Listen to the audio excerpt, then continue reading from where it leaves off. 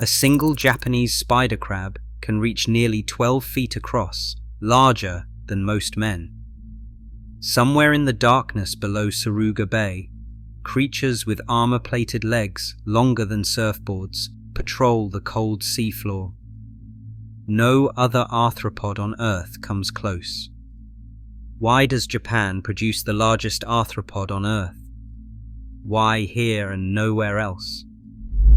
Is it the crushing pressure of the trenches, the icy temperatures that slow metabolism, the oxygen-rich currents funneling nutrients to the abyss, or something deeper in their evolutionary history? Most people assume physical forces alone decide size, but the truth involves ecology and evolution in sudden, strange ways. But here is the problem. How do environmental forces drive gigantism? What evolutionary pressures select for ever greater scale? What biological adaptations make a giant body possible? And finally, what survival advantage does such enormity confer? If nature rewards this enormity in these waters, what strange evolutionary arms race first forced these monsters to emerge? At 300 meters below the surface, the world changes. Pressure climbs to 30 times that of the air above, enough to crush a human diver. Here, in the twilight zone off Honshu's southern coast, temperature rarely rises above 10 degrees Celsius. Oxygen, instead of suffocating in the depths, is held in suspension by the cold, creating a rare window where life can stretch its limits. Japanese spider crabs thrive precisely in this convergence. Instruments lowered by Jamstek record a stable corridor, 10 degrees Celsius water, oxygen saturation near the upper end for deep sea environments, and a rocky sea floor riddled with vents and crevices. These physical parameters are not a backdrop, they are the enabling conditions. Most marine arthropods suffocate or falter as temperatures drop and pressure mounts. But here metabolic rates slow just enough to conserve energy, while oxygen remains abundant enough to fuel growth.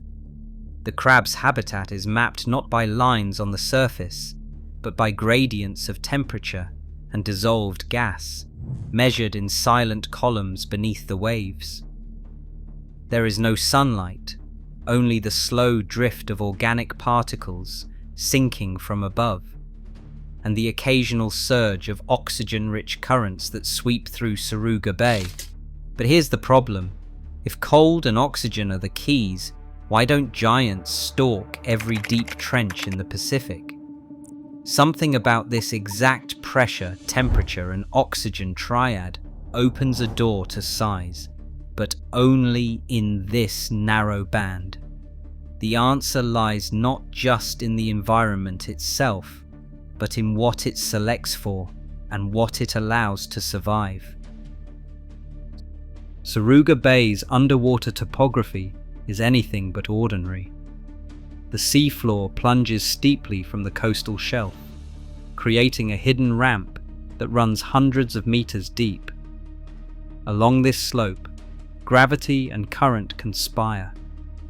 Organic debris, dead plankton, fish, fragments of life from above, drifts downward in a slow-motion rain. But here's the problem. In most oceans, this food disperses, lost to the abyss. In Suruga Bay, the geometry changes everything. The shelf break acts as a funnel, channeling currents and concentrating the fall of detritus into narrow corridors. Nutrients that would scatter across miles are swept along the slope, caught and delivered to the rocky ledges and crevices where spider crabs wait. Bathymetric surveys from Jamstek reveal these lanes, zones where the current accelerates and organic matter piles up in silent drifts. The ocean here is not generous, it is precise. Every fragment of food is contested. The crab's domain is a world of scarcity, punctuated by sudden abundance, dictated by the invisible hand of underwater geography. Most people assume the deep sea is uniformly barren, but the truth is, survival depends on finding these rare, nutrient-rich corridors. And this is where everything changes. The crabs that master these funnels gain access to resources others cannot reach. The physics of the bay does not just deliver food, it sets the rules for competition. What follows is a struggle not just for survival, but for dominance in a world where every meal is earned. A single Japanese spider crab can sweep an area of seafloor larger than a family dining table without shifting its body. Each leg, stretching more than 1 meter, forms a living compass, 12 feet from tip to tip at the extremes. This geometry is not ornamental. It is the reason these crabs dominate the food race in the deep. In the dark corridors of Saruga Bay, food arrives as scattered debris, an unpredictable rain of dead fish, plankton, and remains of animals lost to the currents. Most scavengers must crawl to reach each scrap. The spider crab, with its vast reach, covers 10 times the ground of its smaller rivals. A single sweep can monopolize a carcass before the scent even spreads. This is the mathematics of survival. More reach means more meals, less wasted energy, and fewer missed opportunities. The longer the legs, the greater the odds of intercepting a drifting meal before it vanishes. But here is the problem. Every advantage comes at a cost. As legs stretch outward, the demands on the body and the mechanics of growth change in ways most creatures cannot withstand. The next question is not just how big they can get, but how their bodies manage the strain of supporting such impossible spans. Growth for the Japanese spider crab is a matter of decades. In the cold, dim waters of Saruga Bay, time itself becomes a resource, spent slowly and invested with care. Pressure presses like a second skin. Darkness folds around rocky spines and sediment, and scale swallows movement. Juveniles may linger for years in crevices, molting through a succession of fragile stages, their bodies soft and vulnerable after each shed. This is the part nobody explains. But here is the problem. In most marine environments, such a leisurely pace would be fatal. Predators would pick off the slow and the small before they reached maturity. In these depths, adult crabs face few natural enemies. The risk of predation drops as they grow, allowing them to stretch juvenile years into an extended apprenticeship. Only a handful of eggs out of millions survive the gauntlet of larval life near the surface, yet those that reach the sea floor find safety in the deep quiet. The result is a life measured not in seasons, but in decades, some individuals living beyond a century. Each year brings another chance to molt, another opportunity to add length to those impossible legs, and this is where everything changes. But here is the catch. Every gain comes at the cost of time and patience, and the body must be built to endure it.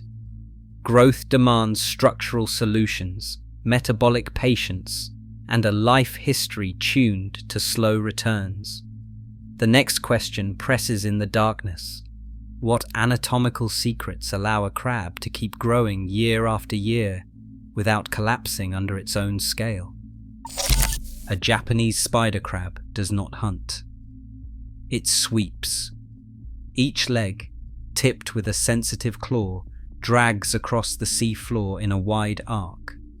In a single motion, a mature crab can cover nearly 10 square meters, more ground than any rival in its world. Detritus, fish carcasses, and drifting invertebrates vanish beneath its reach. This is not random foraging. It is a calculated claim. Every inch of extra span translates to more food intercepted, less energy wasted on movement, and a greater share of the bay's limited bounty. Most scavengers must crawl, searching blindly for scraps. The spider crab, with legs stretching up to 1.5 meters each, turns the odds. Its claws, evolved for both precision and force, can pry open shells or crush the armored bodies of deep-sea mollusks. Fishermen have learned caution.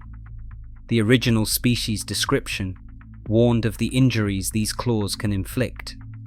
Predators rarely test them.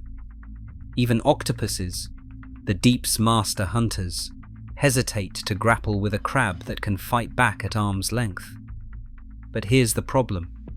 Size and reach win meals and repel threats, yet every sweep is a gamble.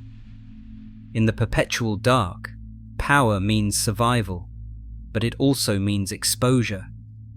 How do these giants balance dominance and vulnerability in a world where every movement can be both feast and risk? Japanese spider crabs reach impossible sizes because of cold water gigantism, slow metabolism, deep sea pressures, and an ecological niche where larger size increases survival. This is the part nobody explains. In the darkness below Suruga Bay, every factor aligns. Cold water thick with oxygen, a pace of life measured in decades, and a world where size is both shield and sword. But here is the problem. Growth takes time and energy, and the deep is spare with both. Yet evolution has not just permitted giants, it has demanded them. Each crab is the sum of ancient pressures, the slow drift of nutrients, the steady weight of the sea, the silence of few predators, and the relentless arithmetic of survival, where only the vast endure. The result is a creature that stretches the limits of what an arthropod can be, spanning 12 feet, living longer than most mammals, and sweeping the seafloor with a reach no rival can match. But if this giant evolved here, what else could be waiting in Japan's trenches? In Japan's deep cold waters, the spider crab's size is more than a curiosity. It is a glimpse into how life adapts at nature's extremes. As ocean temperatures shift and human activity reaches deeper, the boundaries of gigantism may change again. What new giants might emerge or vanish next?